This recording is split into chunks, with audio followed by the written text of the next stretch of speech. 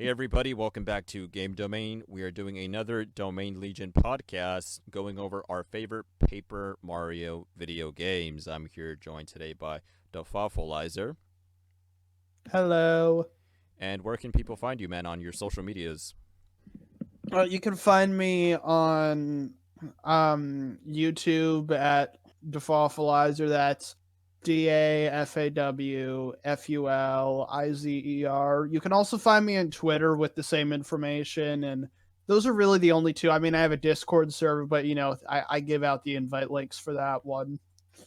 All right, I'm also joined here today by XEat. Hello. I am in a gray area of making content, but right now I make nothing. Ooh, But I might make stuffing, so maybe subscribe. living life on the edge, huh? All right, everybody. I'm also here joined today by Sean Pond. Give it up for him, ladies and gentlemen. Hello. And where can we find you on your social media, Sean? I have a Twitter with the same name, except it has an underscore in between Sean and Pond because, well, somebody just had to take it, apparently. And I also stream Twitch, mainly Paper Mario right now. Alrighty, so let's get started, guys. Favorite Paper Mario games? Any suggestions first? Anyone want to say anything? I know it's kind of expected, but Thousand Year Door. Let me guess, like everyone's going to say Thousand Year Door except Domain who's going to say Super Paper Mario. Actually, I have a different answer. Well, that'll make things more interesting.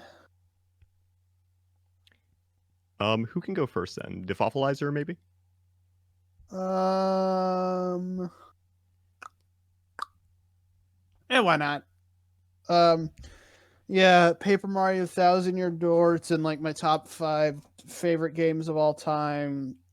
I think the biggest thing I like about it is just like the variety in each chapter, because like each chapter you're doing something like so different from each other. Like, in one of them it's like, oh, a fighting ring, you have to work your way up to the top. One is like, oh, you get the worst case of identity theft imaginable, and it's in like this really atmospheric, spooky town to sort of add to the feel of the ability loss, or like, the mysteries on the train and all that. Overall, just, very, very good game. So I guess it's my turn. So Thousand Year Door was actually my first Paper Mario, and I didn't play a 64 until it was on the Wii Virtual Console. And it's been a while since I've actually played it, so I don't remember everything, but the main reason I like it is just I love the battle system. It has a almost unique way of doing an RPG battle system, to where it's not just push A to jump or push A to hammer. You have to time your button presses to do extra damage, and I don't know of any other game that did that until South Park: The Stick of Truth. So it's mainly because of the unique battle system is why I like it. Yeah, there have been like a lot of others like since then that have like done stuff like that. Like Costume Quest is another one, or obviously Bug Fables. But yeah, no, it was definitely kind of one of the originators of that, even if like Super Mario RPG came out a little bit before then.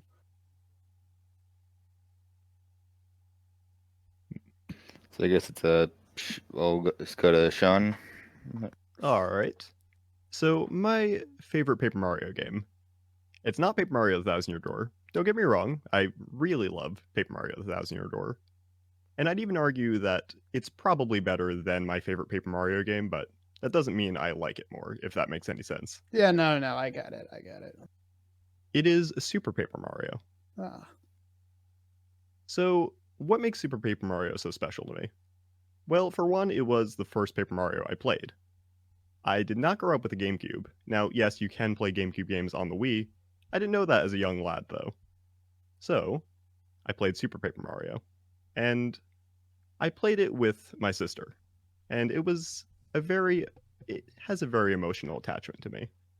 It was one of the first Mario games I played, and like I said, the first Paper Mario game I played. It develops such a great sense of adventure, a great sense of story. And I know that it gets rid of the battling system. I know that a lot of the platforming and puzzle aspects of it, they're imperfect. They're very fundamentally flawed in a lot of situations. Need I bring up 5-1 with the password thing? Yeah, that's not great. That's the password thing with The say please, and then you get the very long left, middle, right. Oh. Sorry, whenever I think bad levels in that game, I think 2-3 and 6-1. I kind of forget about the others.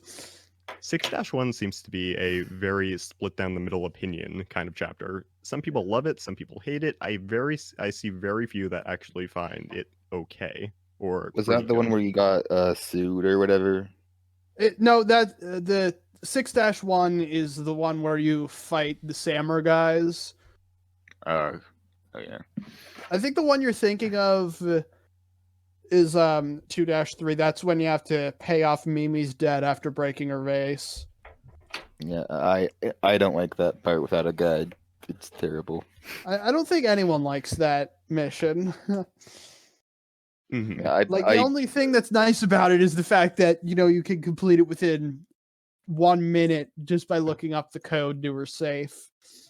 So I didn't buy a strategy guide because of that, but I had one, and I believe I just used that because it was like, oh, you have to spend 5 minutes getting enough rupees to get the other way of getting them, and then you have to get another amount. But like, oh, I'll always look up the code in this guide. So, yeah.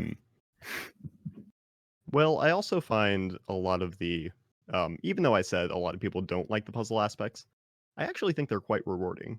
It's very instantaneous. It goes very much beyond what the other Paper Marios did in terms of its visual aspects. And usually the puzzles in Thousand Year Door, for example, are a little bit more short-sighted, and I feel like in Super Paper Mario, they actually enhance them quite a bit. I don't know if that's a very popular opinion, but I've always felt that way.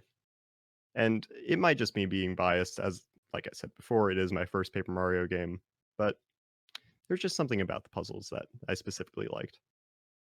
And the fact that battles are gone, I actually don't mind that too much. It's very, like I said, it's very fast-paced. It doesn't ruin the pacing at all. It's not too short, it's not too long. It takes approximately maybe 10 or so minutes to complete one section of a chapter.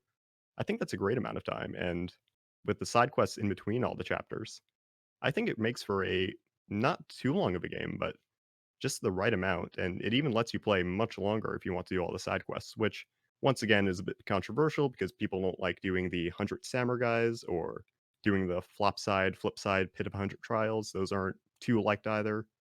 But I actually like the flop side and flip side Pit of 100 Trials. I think they were much better than that in the Thousand Year Door because the rooms were always different. They would always have different enemies, and sure, there were different enemies in Thousand Year Door as well, but there was a bit more sense of adventure and a bit more progression sense. And the rooms, like I said, were different, and that made it a little bit more nice to replay because you couldn't remember every single layout.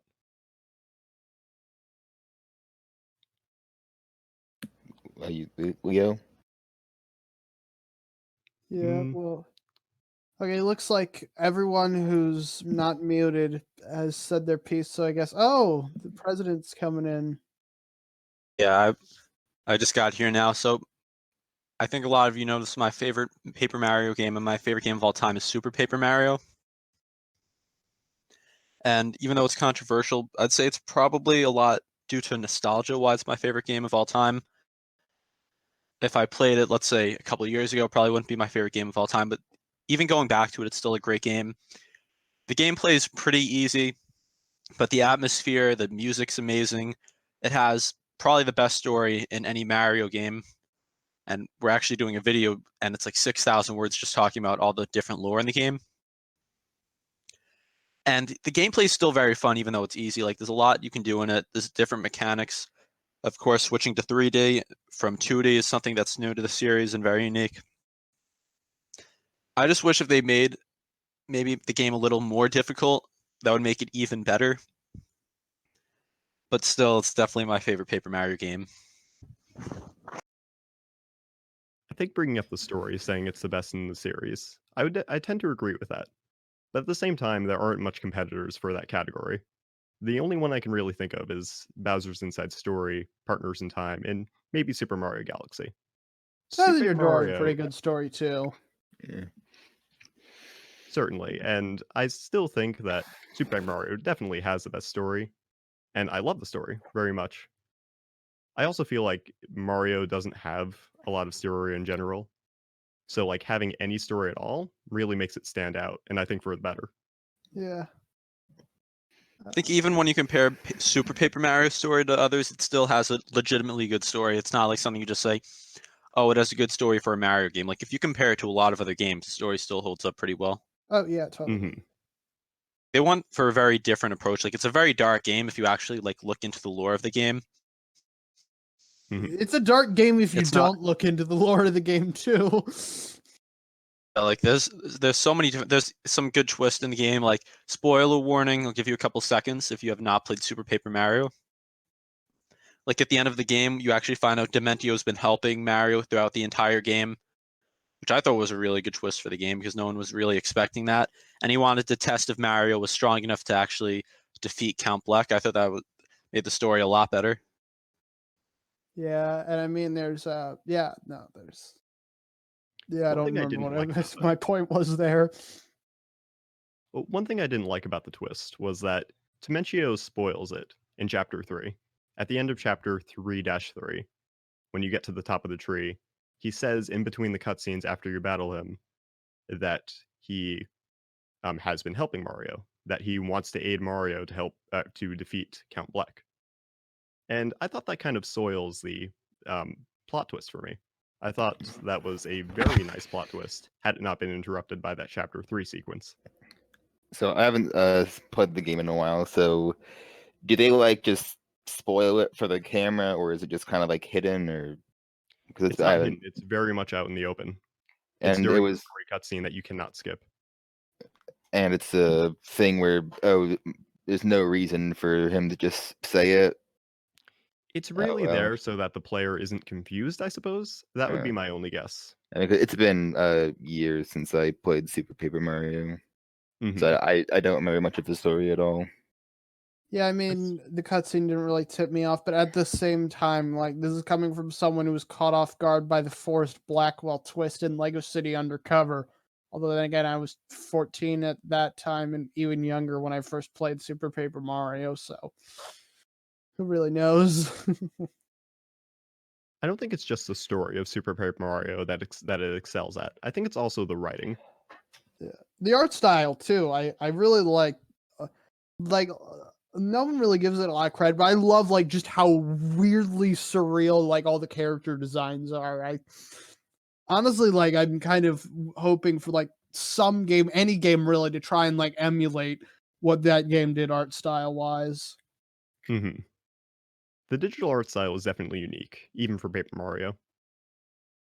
But the writing. I feel like not only does it take inspiration from past Paper Mario games, and sometimes to a fault. Even though I do want to emphasize very much, I love Super Paper Mario, but I will point out some of its flaws.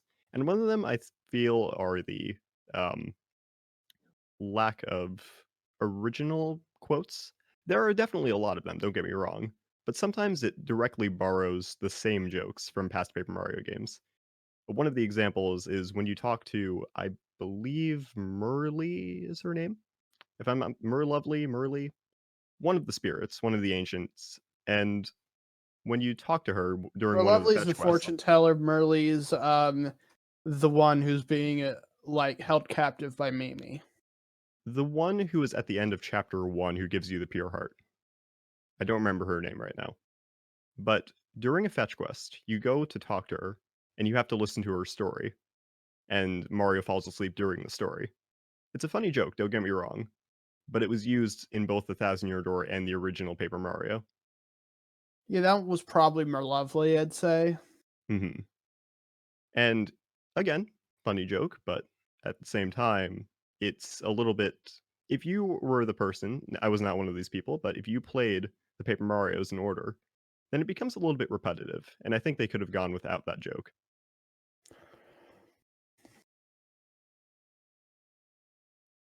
I suppose another thing to talk about is the art style, though, as you brought up before.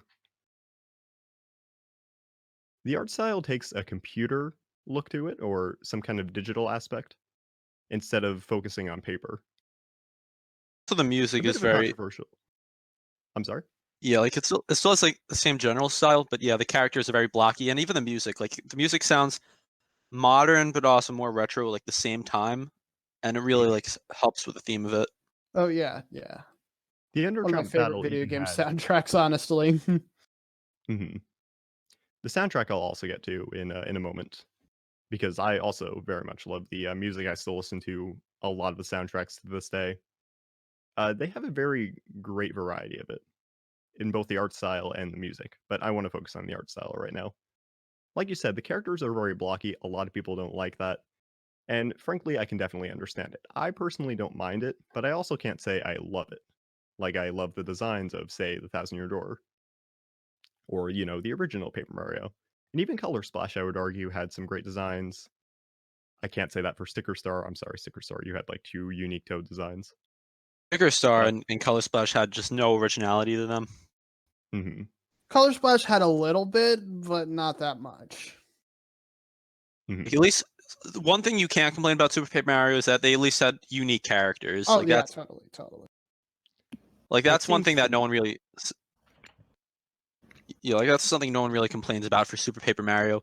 And then I don't know why, but for Sticker Star they just decided to have every character be a Toad, and I think the only unique character is what's her name, the Crown. Can't Kirsty, I even remember. think. Kirsty, Yeah, oh my god, she's the worst. character, and then there's Huey and Color Splash. Yeah. Mhm. I mean, Color Splash had a couple others, like there were the Rescue Toads, and like there were. Again, I'm not gonna say act like they're on par with Thousand Year Door, but it was at least a step up from Sticker Star. Like I think the way I would describe the difference between Sticker Star and Color Splash is that Sticker Star is just a terrible, loathsome game all around. While Color Splash is more like a good game trapped inside a really bad game. Mhm. I think that seems to be the general consensus, that Sticker Star is the worst one. Color Splash improves on it. Yeah. I And think like Color Splash, even if it wasn't like the originals, it had the potential to be good, but honestly, I think it was the friggin' battle system that ultimately killed it for me. mhm. Yeah, I think the lack of partners also didn't help matters. Yeah. the thing about the But at the same Sticker- time, Super didn't really have partners either. Mhm. I think pixels can be argued to be partners. I personally don't think they are, but you can definitely see where people are coming from. They do give you abilities. They do have somewhat of a personality. Granted, they go away pretty much immediately. But I think you could argue that for the original Paper Mario too. Once you get your partners, they don't really say much outside of before you meet them. And then they just kind of grow silent. the thing about the fairies kind of being partners in Super Paper Mario, that's kind of the only way they could do them with the way the game played. Like because you have a Goomba and it jumps on people. Like you couldn't really do that in Super Paper Mario. And honestly, I'm fine with like there not really being any like the pixels not really being real partners, just because I mean, A, we had Tippy, who was a really good character, and B, it's not just Mario, it's Luigi and Peach and Bowser too. So I think that kind of makes up for it. And of course, Exit put in the chat the like infamous, oh, here are the Toads in Paper Mario, then Thousand Year Door, then like Sticker Star and Color Splash. And it's like I've seen this joke a million times, but I'm just like, damn, I keep forgetting how good the designs were in Thousand Year Door. There's actually only one Toad that appears in Super Paper Mario, and it's only in the very beginning in the cutscene. Mm-hmm. Yeah. He also appears as a catch card, but I suppose it's not technically a Yeah. character. I think there's catch cards for the Thousand Year Door partners, right? Yes, there are, and the original partners, which has a few errors, like saying that Watt is a male, which I always thought was kind of entertaining. Yeah. There's so many good characters in Super Paper Mario. Like I'm actually trying to make a poster that I want to frame that has like all the different Super Paper Mario characters. Oh yeah. Because like there's so many unique designs. Like I'm trying to work on that.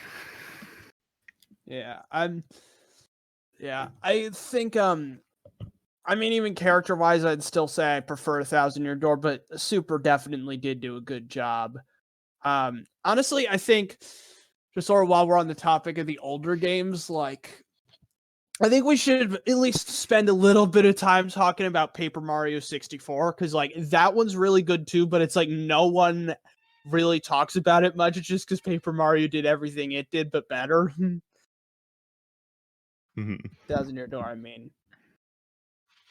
mean, like, one thing that I just really appreciate about like the original Paper Mario is that it took like basically all the cliche Mario themes that we get sick and tired of, but like actually did something unique with each of them. Like made them in depth enough where it's like it doesn't even matter that it's a cliche because it's just done so well and in such a unique way that it's entertaining on its own. Yeah. I think Paper Mario kind of completes the Mario universe in a lot of ways. It touches on the lore aspect, which is very much needed because, as we all know, in the 2D Mario games and the 3D Mario games, maybe more so in the 2D, I suppose, it's completely absent of story and lore. It almost doesn't even add new characters sometimes. Sometimes it just adds one enemy, like in the case of New Super Mario Bros. U. But Paper Mario, that just seems to complete everything. That kind of fills out the rest of the Mario universe. It's almost the opposite of what you would expect in normal 2D Mario games. It's a little more slow paced, it's more story driven. You have a lot more characters, a lot more originality, and even different environments. And I'd say most Paper Marios definitely shine in this aspect. Of Just course, I hoping. don't need to say that Sicker Star is the one that is the outlier. I think we all know that. I don't need to beat it into the ground. And I'd even argue that Color Splash does a great job having better environments. I don't want to name too many because of spoiler reasons, but just name one. There is a pirate ship, which reminds me heavily of the 1,000 Year Door. So for the next Paper Mario game, which they're rumored to announce next month, I don't think it's going to happen though. I just hope they at least go back to the original. Like if they made a Super Paper Mario 2, that'd be amazing, but there's no way they're doing that. So I'd be more than okay with them going back to like 1,000 Year Door style because that's still an amazing game. And if they go back to that and it's actually a good game that doesn't just have all these normal toads and they have like decent writing and unique ideas, it's going to be a very good game.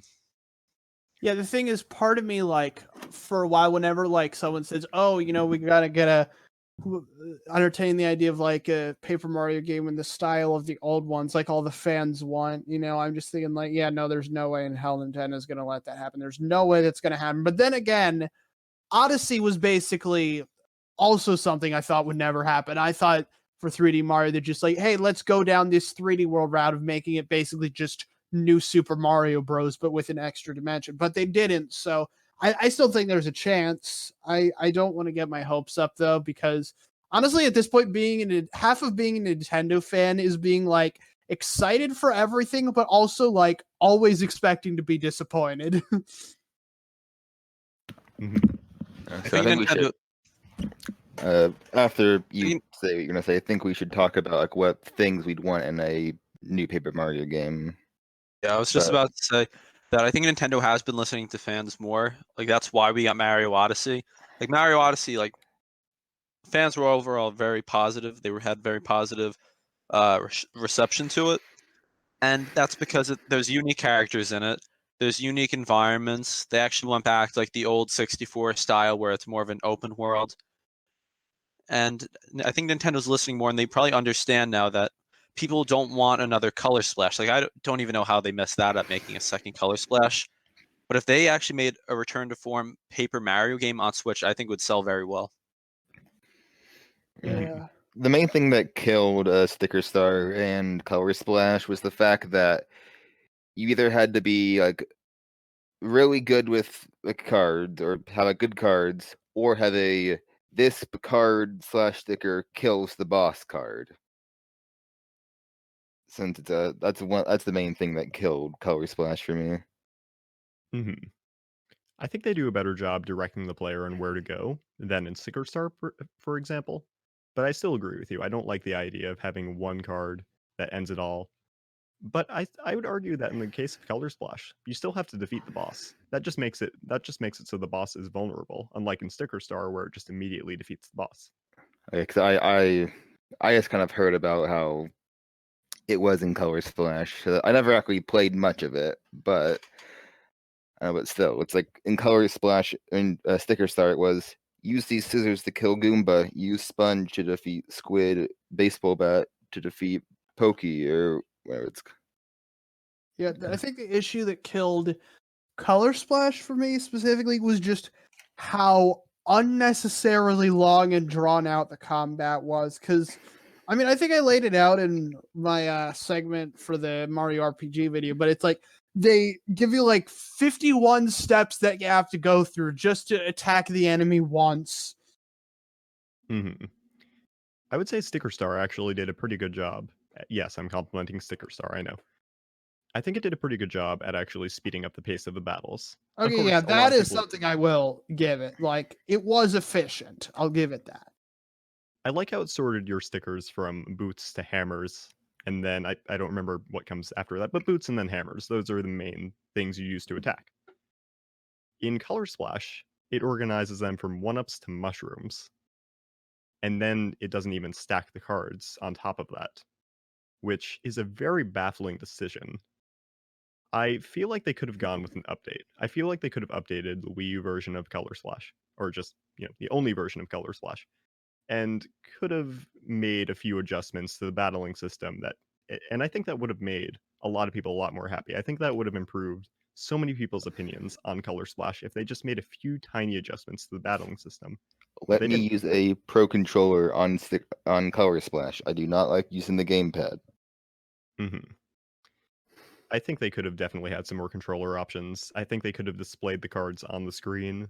I think that would have been much better.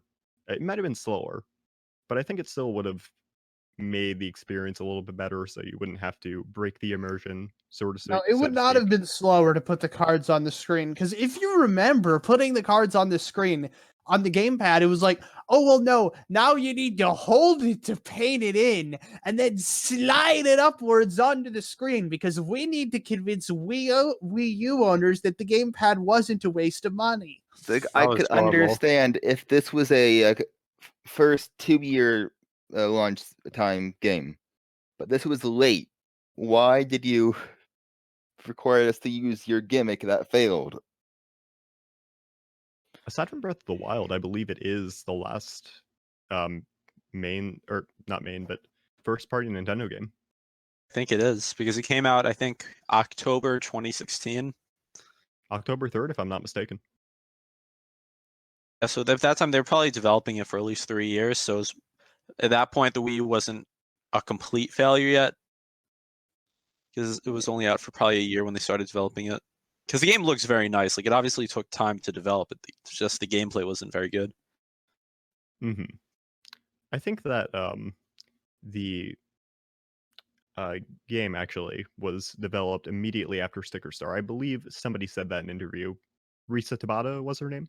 Yeah, and it's like, yeah, that's a totally smart idea. You know, you took this beloved series in a radical new direction, and you're not even going to stop to see if it went over well before you continue going in that direction. Didn't they say the reason they stopped making traditional Paper Mario games was because, oh, you have Mario and Luigi for the Mario RPG, so Paper Mario has to be something different?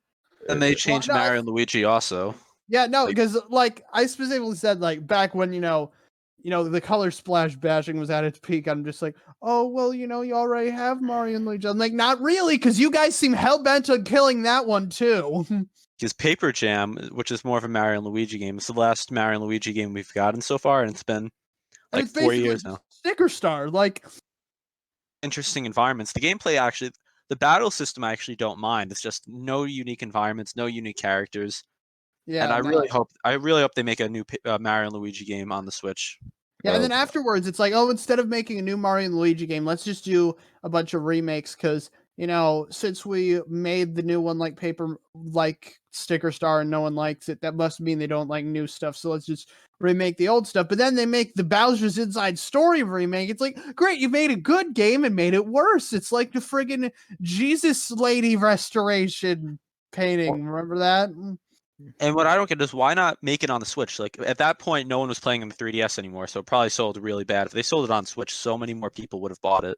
Like I honestly wanted to play it. I just don't really use my 3DS that much anymore. That probably would have. I bought it out of sheer morbid curiosity, and I like regretted it. But as for like playing it on the Switch, like that just would have taken too much work, and I think it was meant to be like just like a super easy thing to do. But let's add a little like side story about Bowser Jr. or whatever.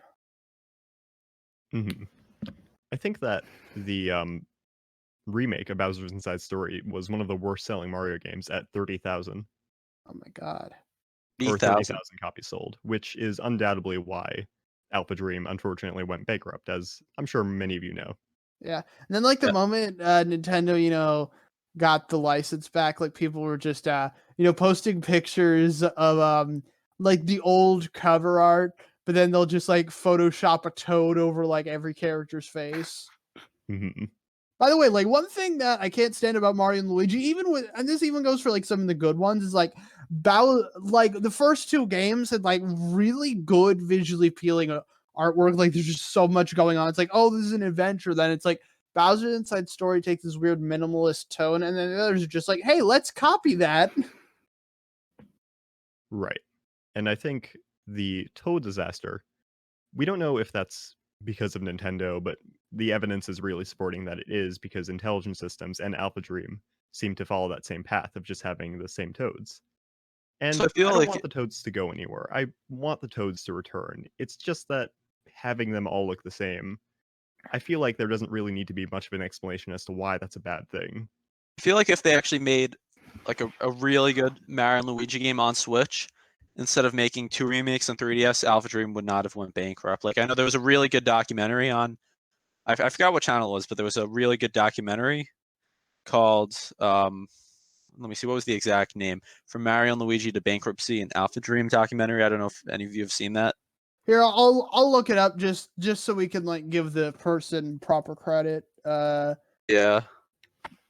Even though I would have preferred the Mario and Luigi game to be on the Switch, I don't think that was feasible for AlphaDream, because if they had just gone bankrupt immediately after the Bowser's Inside Story failure, well, I have a feeling that they just didn't have the budget to make any game on the Switch, and their last chance was the 3DS. And then they could have at least made a new game, because the remakes were just, they weren't going to sell. At that point, no one was buying new 3DS games, especially for a remake, especially at $40. Like, that's a lot of money for a remake of a game from what, like 2003 when the original came out. Yeah, no, here's the thing, like with the system. With the Superstar Saga remake, it kind of makes sense because like, the GBA is an older console, you probably won't have it. It's like, oh, but with the Bowser's Inside Story one, it's like, oh, well, you would want the ability to play Bowser's Inside Story on your 3DS, right? It's like, the 3DS is backwards compatible with DS games. I can already do that. Mm-hmm.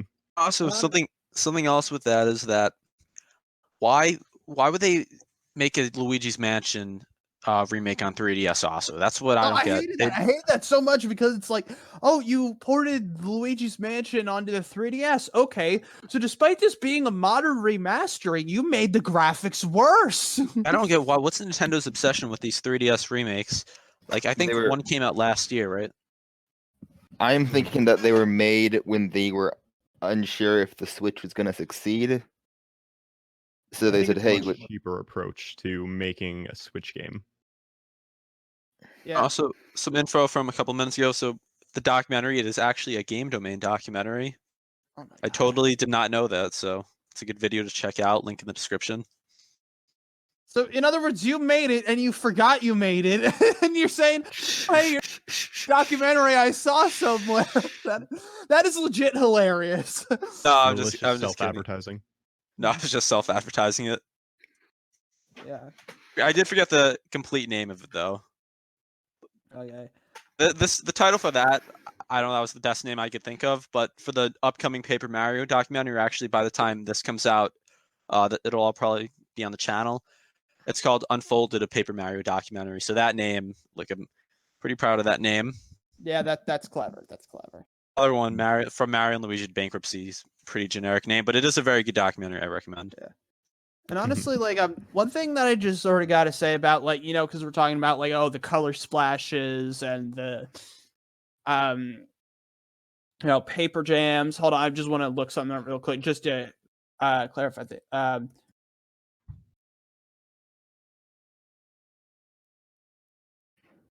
Okay, so it was released. Yeah, okay. So it was. So because the thing is, like, a while ago, I used to be like, I mean, I never like specifically assigned myself to like a certain area of games, but like, for a while I was predominantly a Nintendo YouTuber. I was predominantly like game taste was Nintendo, but it was around but 2016 is kind of where the shift happened, where it was like I started leaning more and more on indie titles. And I think, and to the point where I'm basically just an indie channel now, where sort of the joke is, I'm going to talk about all these games, and you're lucky if you've heard of 10% of them. But, but the thing is, I'm pretty sure that it's like a combination like Paper Jam and Color Splash and stuff that just sent me on that path, because it's like, yeah, you can't count on Nintendo for anything. Like, yeah, sure, they can pump out something nice every now and again, but you can't like trust that you're going to give you what you want. So I'm just like, and especially like with, we were in the era of just like all those horrible games they were putting out. Oh, hey, Mario Tennis Ultra Smash, Chibi Robo Ziplash, Star Fox Zero. So it's like me just like, you know what? I've been going with the indie games because these are like passionate, creative people who are just making what they want to make, not trying to pander to focus groups or anything. And I mean, I haven't turned back since, even though Nintendo has gotten better. Obviously I still, play stuff like Luigi's Mansion 3 when it comes out, but I'm not like, super hyper focused on Nintendo or anything, because it just doesn't really do it for me anymore. I've seen the light and I'm not turning back. So, what would you what would you guys want from a new Paper Mario game? Like, what are the two main things you would want in it? I think Memorable a proper battle characters system. and unique chapters. Those are the two most important to me. Also, do you think it'd be would you prefer having more partners, but no powers, or like just getting the? Since in 64, a lot of the things like riding on a boat were ready to replace with the curses you would get. Which one of those would you prefer? I don't really care that much, because I mean, if you recall, like, what was it? Sorry. Because I mean, if you recall, there was only one less partner in Thousand Year Door than was in the original. If you count Miss Mouse, that is. Yeah. I thought there was more in 64. I guess it's been a while since I played No, it. there is more, but it's only one more than. Well, significantly more is what I was saying. Yeah.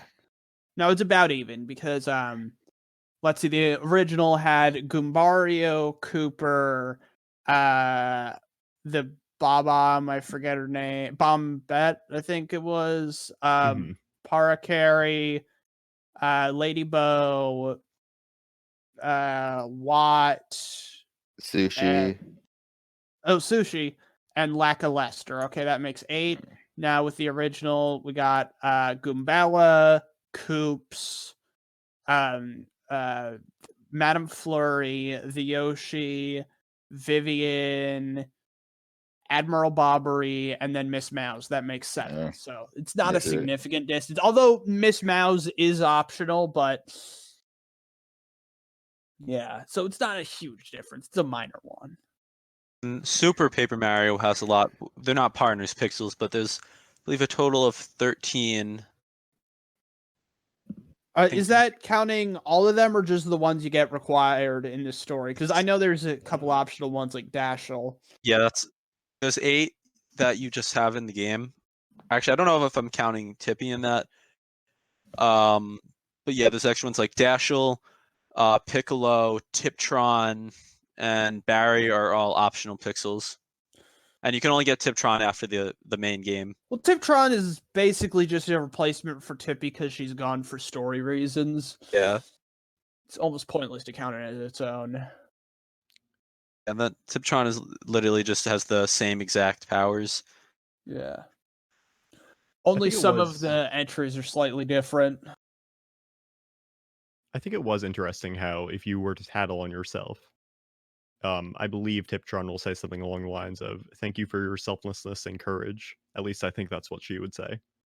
I think it was a very interesting take on the level of consciousness this pixel had. Yeah. It's a little bit deep, actually, especially for a Mario game. That Yeah. cannot be overstated. How much Super Paper Mario does, in spite of it being a Mario game. Yeah. I think anything else I would want to see from a modern Paper Mario, I think most people would agree. We want to see partners again. We want to see a better battle system, not even the 1,000-year door battling system. Of course, I would love to see that return, but I don't think it needs to be the 1,000-year door battling system for it to be good. I think it just needs to be a well-designed battling system that does not have too many design flaws, or at least preferably none. But this is Intelligent Systems. I'm not going to hold my hopes high. Yeah, I mean, that is a very sad thing when it's like the company that makes this game series you love, and it's just like, oh, well, I'd like something in the game to not suck, but I'm considering who these people are, I'm not getting my hopes up. Mm-hmm. Also, a little off topic, but what game do you think has the best soundtrack in the series? Super. I agree Thousand with Door is Super. good too, but Super Paper Mario is easily the best. I haven't played all of them in that. I don't remember most of the songs from anyone that's not 1,000-Year Doors, so I can't really vote on that. Like Super has so many good songs. Like the Ultimate Show is probably one of the top. It might be the best song in a Paper Mario game, or at least top 5. I straight up had it as a countdown intro for a while, and then it kind of made the song lose all meaning to me for a while. But it's still really good. I mean, there's plenty of others though too, like the Count Black's Plan or whatever it's called, the one that plays during all the Count Black cutscenes. I thought that was a really good one. Glum Valley's really good. Yeah, Glum Valley. Billy's Mansion is pretty good. Francis's theme, Mimi's theme. Yeah. Floro Sapien Caverns. Yeah. Oh yeah, that one's really good. And then also now that's a really good chapter because you have Mr. L's theme. you have Cragley. Oh yeah, Flint Cragley. He's one of the best characters in the game. Yeah, honestly, I think one area that Super kind of lacked is that outside of the main heroes and people who are directly working for Black, there weren't that as many memorable characters as in 1,000-Year Door. You got a couple, obviously Flint Cragley and Francis, but outside of that there weren't. And I mean there was Loveby and there's a couple, but it wasn't a whole ton, I don't think. I would actually disagree with that. I feel like Actually, no. The more I think about it, the more I feel like I'm not giving. It was King Crocus was a good one. Fractal. Merlin isn't from Super Paper Mario. He's in other games. But he's different in each one. The wizard characters barely look the same between games. It's basically just, hey, we kept the name. That's all that, and the fact that they're a wizard. Those are the only similarities. I actually feel like their personalities are quite different as well. Yeah. Merlin is kind of a jerk in the original Paper Mario, as in the 1,000-Year Door, he's a little bit absent-minded. In Super Paper Mario, he's more focused on his work and a little bit more direct and philosophical. He's more of an important character in Super. Yeah. Mm-hmm. That's a good point. He isn't super important in the first 2 games. Especially not the 1,000-Year Door. Yeah. Like I think he's one of the most important characters. He's probably the most important NPC in the game. Yeah, I think it I still don't think it has like quite the strength of non-major characters that 1,000-Year Door had, but it definitely it definitely did well than I was remembering it doing. Also, there's some interesting new enemies in the game as well. Oh yeah. Like I forgot what they're called. You know the ones in the space level, like that stretch their heads like to one side. I don't know what they're yeah. called. Oh, and of course we have the Cheerballs, the friggin' farting butt enemy. That's real mature there, Nintendo. What about the? I don't know what the one is called. Like the one with the sound that like freezes you if you get hit with it. Oh my god, that have like a stereo for a head. Yeah, that one. I love that design. That one's I don't know if that's new to Super Paper Mario. It is. They might be. And yeah, I'd and then there's remember if it were in 1,000-Year Door. Oh, and then there were the there's the mammoths. cursed one. Those ones, and then there was the one that you have to go in like 3D to get past because they have like the circle on their tail. Oh, Jabba's. I don't know what's the curse ones. I don't know what they're called. I don't know what many Curcio. of the enemies are called. Yeah, there's a few of those. One of them just reverses you. Like if you go right, then you'll end up going left. Yeah. One makes you slower, and then there's one that actually sends you back to flip side. The butt enemy is called a Cherbal, by the way. Yeah, I already Researching it right mentioned now. that. Mhm. Oh, okay. So then, what about the pig ones? What are those called? I'm not remembering. Yeah, Right now. I usually really remember like these the names. designs for. I like the designs for a lot of the enemies in the game. Like, I wish they made like a Super Paper Mario like action figure set that had like all those characters. That'd be pretty cool. But they pretty much forgot about Super Paper Mario. Like, if you look for like, I don't know, collectibles for it, pretty much all you're gonna find is like posters. Yeah, I have remember. a Burger King. Nintendo's kind of been trying their damnedest to like cover up the existence of the original 3 Paper Mario games in general. It's not just Super. The only Super Paper Mario anything I have is a Burger King Happy Meal toy. Wow.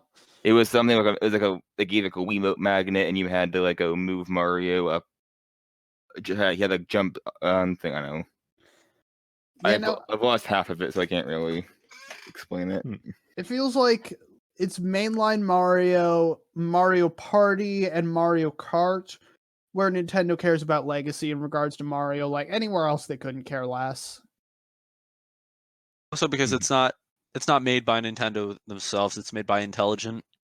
Yeah. To be fair, though, there have been several references in in Mario Party, being the Star Spirits in Mario Party 5. You can actually see Waka and snow bunnies in the background of Mario Party 6's Snowflake Lake. You can see the pyramid one in Mario Party 7. There is a Sphinx hat with the chomp, which references the first Paper Mario game. Oh yeah. So Yeah, there no, are a I few remember references. yeah, Mario Party is kind of where like all the Mario references that Nintendo wouldn't put anywhere else end up. Like I remember Chugga Conroy pointing out that the Whittles from Super Mario Galaxy 2, like the only time they've appeared outside of Super Mario Galaxy 2 was in like a mini game in like one of the 3DS Mario Party titles. Yeah. He also appears in Mario Party 9. Mario Party 9. Okay, well. He does appear in the top 100, if I'm not mistaken. Mario Party 9, like that's another thing with the Mario Party series. The games have just gotten progressively worse with Mario Party 9 and 10. I just don't care about Mario Party, honestly. I used to play it a lot more. I didn't get Super Mario Party. I'll probably get it at some point though. But it's Mario Kart. I don't know if they're even gonna make like a new Mario Kart game on Switch because they just ported Mario Kart 8. Yeah, that is a good point. Like, Hope they do would make Mario more. Kart getting ported essentially mean they cheated us out of a new Mario game? The thing is, I'd be perfectly honest, I don't like Mario Kart 8 that much. One of my favorites. I think Mario Kart Wii still might be my favorite one though. That one's, yeah, that's my favorite. But honestly, like, at least track-wise, I like 7 over 8.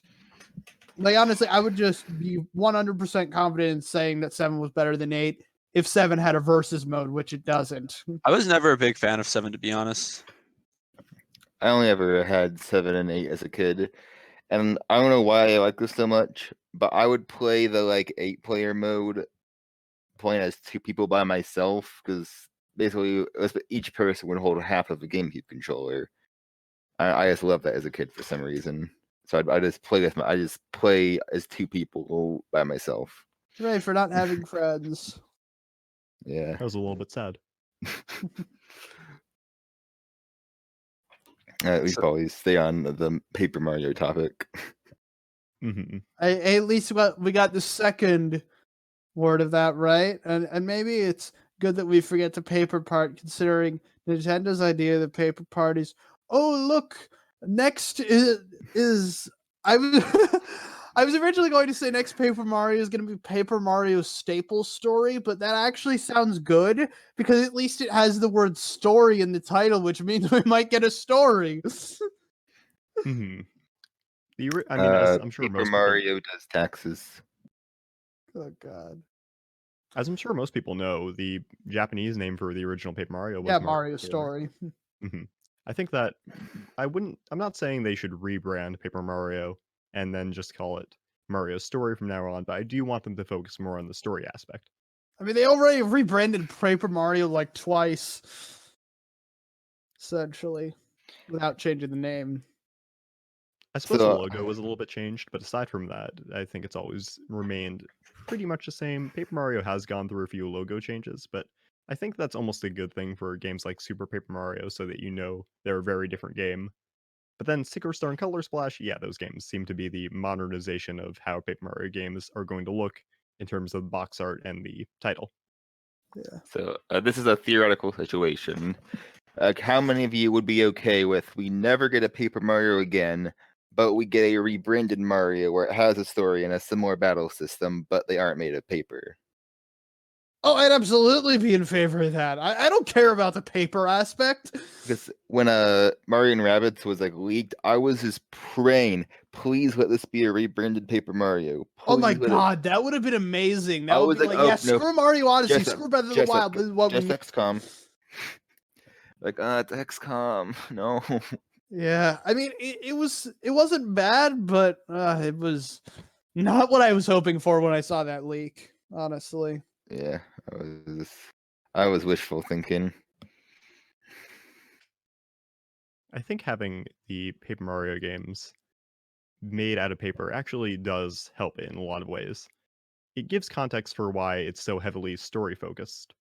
And I think the art style is actually quite adorable, and can even be expressive sometimes, and was meant to be more expressive if you see the original art for the concept art for Paper Mario. Of course, Mario and Luigi seems to be the king of making more expressive art, especially in 2D sprites, which is probably far from easy. But Yeah, and I mean, you can still be cutesy and expressive without having the characters being made of paper. right.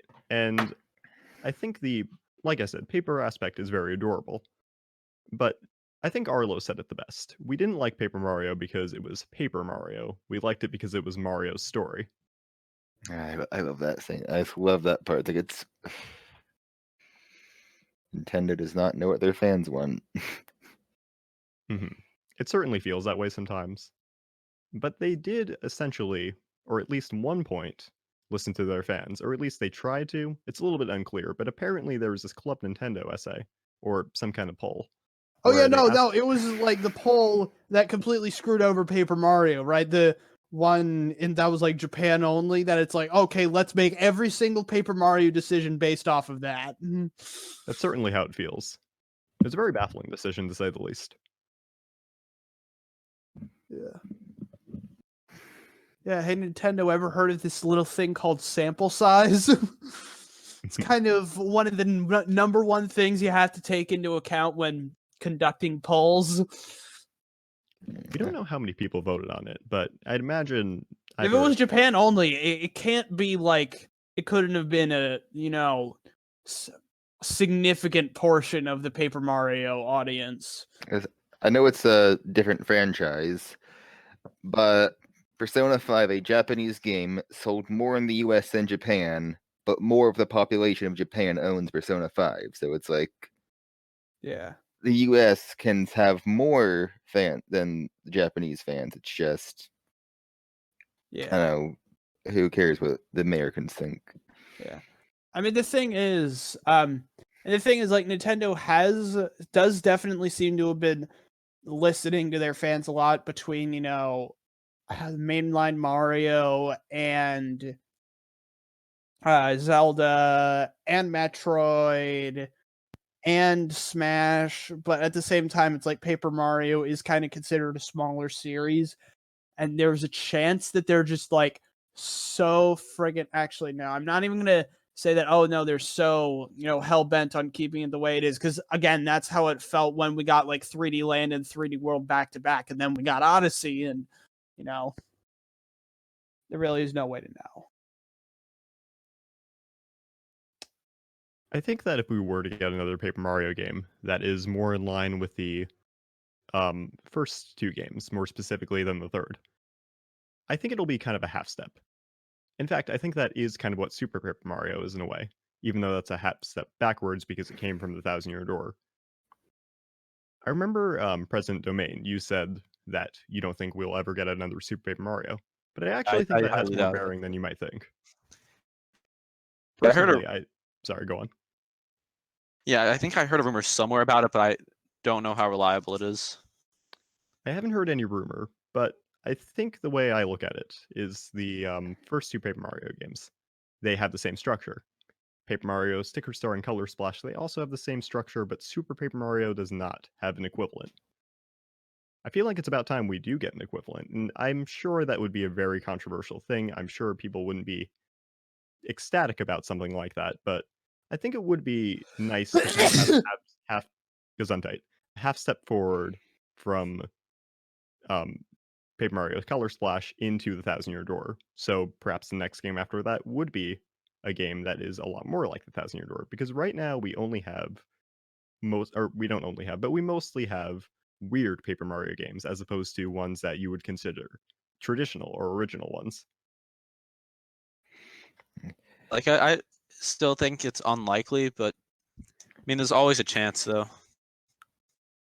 I don't think it's very likely, but I think it would make sense. And I know that Intelligent Systems, regarding Paper Mario, that is, has said that they like to perfect formulas, which is what they tried to do with Sticker Star's formula. They knew that it was imperfect. They knew that there were a lot of decisions that they shouldn't have made with Sticker Star. And while I don't think they improved it in every capacity, I think they tried to, and they do feel And they like made some things worse. That's the other thing. They did make some things worse. The speed of the battle system. Mm-hmm. Definitely worse. Right. And I think they were more focused in that moment on making the, like you said before, the gamepad useful, or just making the game feel a little bit more immersive. I personally don't think it does that, and I don't think many people would think that it does. But I do see where they were going with it. I see where they're coming from, trying to make the gamepad useful. Because honestly, I do see them making a remastered 64,000 Year Door before releasing a new Paper Mario, because they want to see if the new fans like it, if they want to spend however much money on it. Mm-hmm. I think the remaster Thousand Year Door movement made quite a splash, and I think if Paper Mario: The Thousand Year Door were to be remastered or remade in some capacity, I think it would make a much bigger splash than 64, even though I would prefer 64 in that it's more deserving. Yeah, just because it's been... Although it has gotten, 64 has gotten more re-releases than Thousand Year Door. Mm-hmm. Yeah, I mean, think about it. The most recent console you would have been able to play Paper Mario 64 on is the Wii U, because it had Virtual Console. And if we're being honest with ourselves, we're probably going to be able to play it on the Switch soon enough, because I mean, they already introduced Super Nintendo for Nintendo Switch Online. They're going to introduce N64 soon, and when they do, I'm almost positive Paper Mario 64 is going to be one of the games on there. It's going to be a Paper Mario 64, but with color splash mechanics. Oh God, no! That's I another mean, that'd thing. still be People are better very than Color Splash, but still. people are very split on the design or the art of Color Splash. What do you guys think of the original art style for, let's say, the Thousand Year Door, since that's kind of the most updated version of that style, versus, say, the most updated version of Color Splash's art style? Well, I I'd think say- that go obviously first. obviously Color Splash is going to look a lot like Color Splash looks really good, but also you have to take into consideration it came out 12 years later. I don't like how full on they just went with the paper style. Like I like more the Thousand Year Door style where like the paper elements are there obviously, but it's not completely like looking like it's an arts and crafts project. Like I think they're going too far with the paper style. Mhm. That's just my opinion though. I tend to agree with that. I think that Yoshi's Crafted World, for example, I think that worked very well with pushing the art style to its limit. It's not like the Yoshi's Island, the Yoshi's Island series has always tried different art styles. So giving it the good feel and then giving them the full reign of the project, making them see or having them make whatever they would please and whatever art style they would like, I think that works very well for the Yoshi's Island series. But for Paper Mario, I tend to agree. I think that it's too distracting. It's eating up It's too much of immersion Intelligent breaking. Systems' time and money.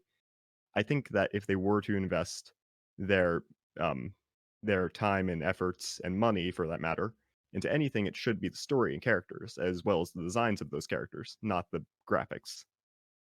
Yeah, no, I have to agree. Like, I definitely think Color Splash's design is impressive. It's definitely impressive what they were able to do. And I don't think it's a bad art style, but I think it's bad for what it would need to do to be the kind of Paper Mario game I want. I definitely prefer Thousand Year Door's art style because it fits with the story. It fits with giving each location a unique feel. If you tried too hard to make it in arts and crafts style, it would just kind of take you out of the experience of these areas and of this world. It works with Yoshi's Crafted World because there's virtually no story. Like same principle with Epic Yarn and a lot of other games that do similar stuff. But it's like if they were to pull something like that with a Thousand Year Door style Paper Mario game, it would just be too distracting.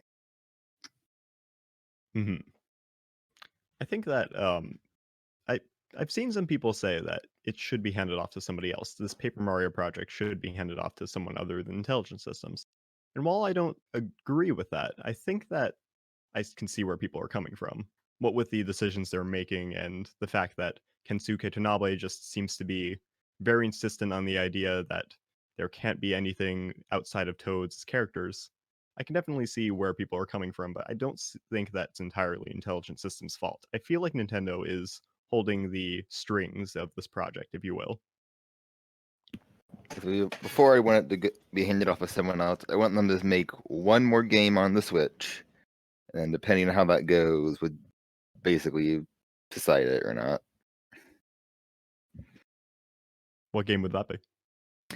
I'm saying, so they make Paper Mario 6, and it's either amazing or it sucks. If it's amazing, they can keep making it. If it sucks, they hand it off to someone else. I feel like it's not going to be amazing, nor is it going to suck. I think it's going to, like I said before, have a half step similar to Super Mario Party. I know a lot of people did not like Super Mario Party at all, but I still think that it had some replay value. I still think it had some resemblance of the original Mario parties. And I still think there is some fun to be had with it. I was But kind of it's more still, at the end of the over-exaggerating day, when a I half said step.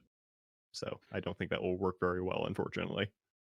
I was over-exaggerating when I said, "Oh, it's amazing" or "It sucks." Just kind of to make it clear what I'm saying.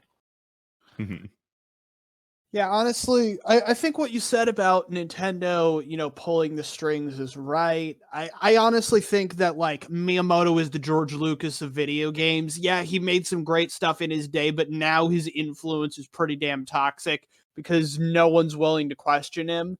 But in terms of like the mentality of people thinking, "Oh, get rid of Intelligent Systems," because they look at what they did with Sticker Star, and it's like, okay, even someone, even someone who hasn't heard of Paper Mario could probably do a better job than this. can't get any worse. So let's just shove it off to like literally anyone at this point. Again, I'm not saying I agree with that, but I could definitely see where they're coming from. Definitely.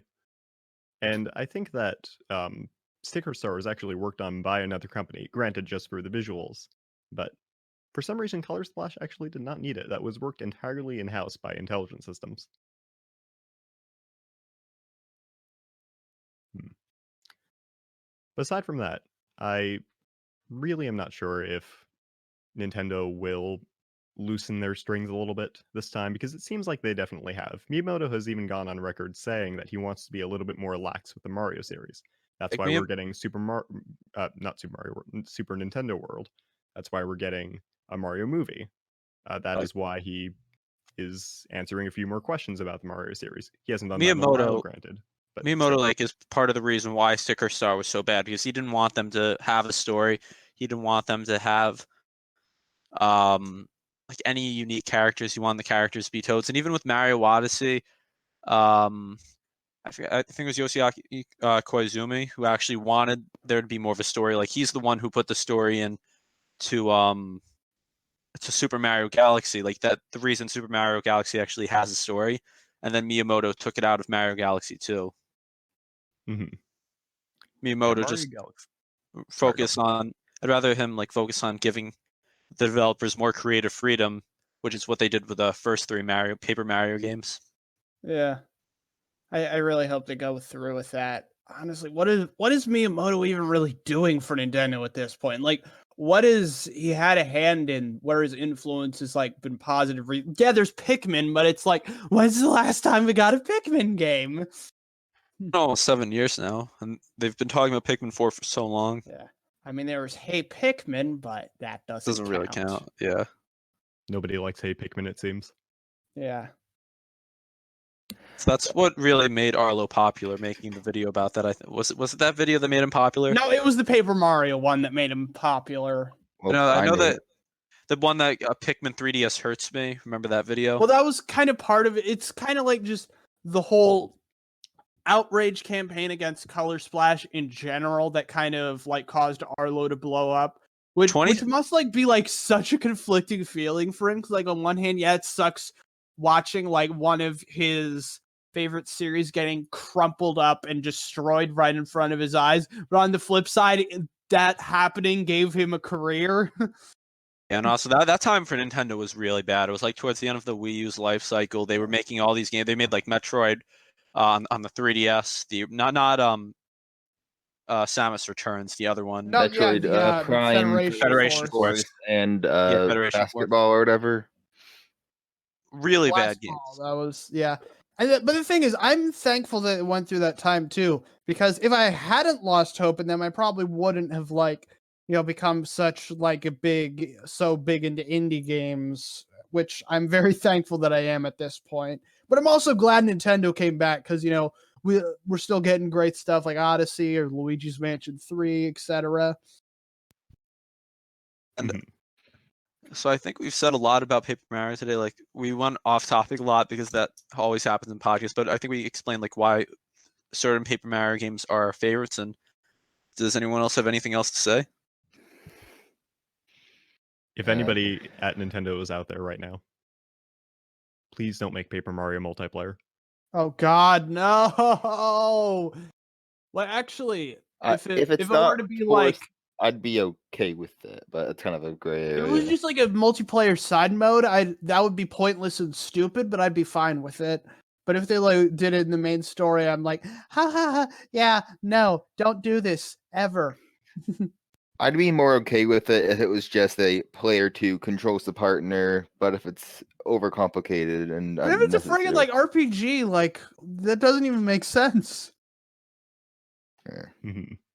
That's why I said I'd be okay. I wouldn't be complaining about it, but it's like honestly, it's just like whenever I hear co-op being added to a single player game, I instantly think of Epic Mickey 2. I just do.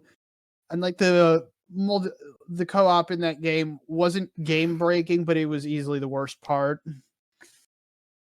In Mario & Luigi Superstar Saga on the original Game Boy Advance, you actually could have somebody control Mario and the other person control Luigi. So if they did something like that, I actually wouldn't mind.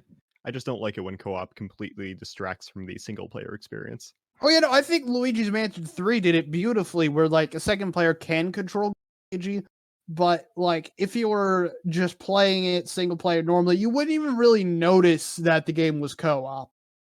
I agree with that. Yeah, if they did it like that, I'm fine. Sure, go ahead.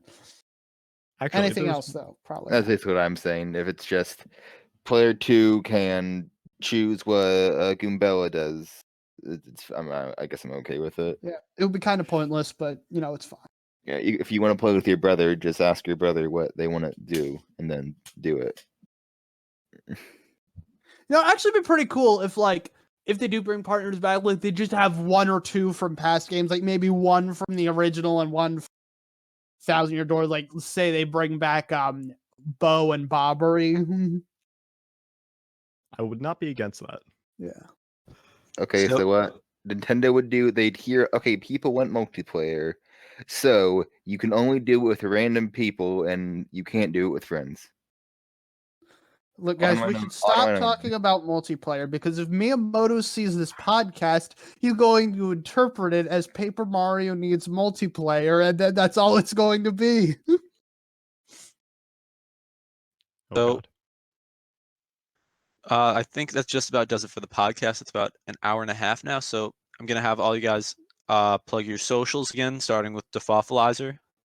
Hello, I am Defoffalizer. The name's DAFAWFULIZER. Search me up on YouTube and Twitter. Those are really the only two places. Bye-bye. See, I used to make YouTube videos, but I'm active on Twitter. My @ is the XEatMan. I was 13. Don't ask me about it. I'm also XE on YouTube. and Sean Pon. Sean Pon on Twitter and on Twitch, both with an underscore between the Sean and the Pon, because again, somebody just had to take it before I did. And thank you. If you watch this video, thank you for watching all the ways through. By the time this video is already out, you probably would have already seen the Paper Mario documentary and maybe the Super Paper Mario lore video. And if you've not checked those out yet, be sure to do that. Subscribe to Game Domain, join our Discord, and let us know if you have any suggestions in the comments. Thank you for watching.